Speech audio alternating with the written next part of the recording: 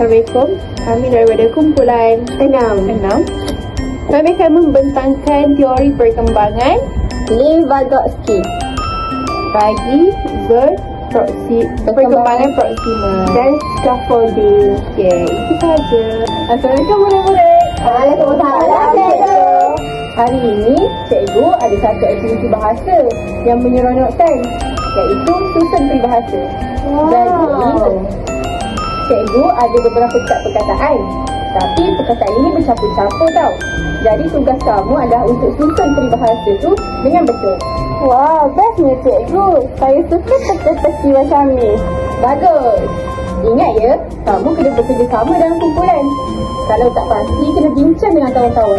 Cikgu akan bantu sedikit kalau kamu perlu. Okey cikgu, berlakukan yang terbaik ya kawan-kawan. Yo!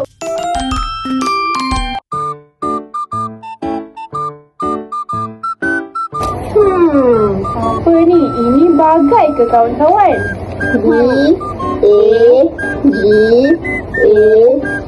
Bagai betul. Ni apa benda weh? Ini AO. Apa tu? Dengan saya rasa betul. Itu tebing. Jadi kita ada 4 perkataan. Saya rasa dimulai dengan AO dulu. Ya ke? Tapi saya rasa peribahasa mula dengan bagai. Awak Najwa? Saya pun tak tahulah. Cikgu, tolonglah kami. Cikgu kami tak Baik, tahu. cikgu akan tolong kamu. Biasanya, kalau lepas AO, biasanya dia digabungkan dengan huruf apa? Dengan tebing? Betul. Bijaklah awak ni. Bagai mesti dekat depan kan cikgu? Betul. Kalau macam tu, bagai AO dengan tebing. Betul tak cikgu? cikgu pening. Baiklah, sekarang cikgu nak kumpulan kamu bentangkan apa yang kamu dapat.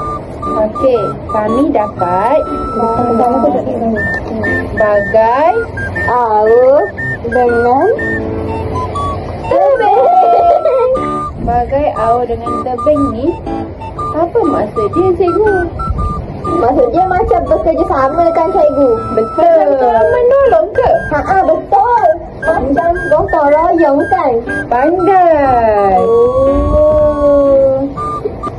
Jadi, setakat tu je pembelajaran kita Dan pada contoh aktiviti berdasarkan teori perkembangan Lewandowski, di mana kita belajar lebih baik melalui interaksi sosial, scaffolding daripada guru dan sokongan rakan sebaya. itu sahaja. Bye-bye.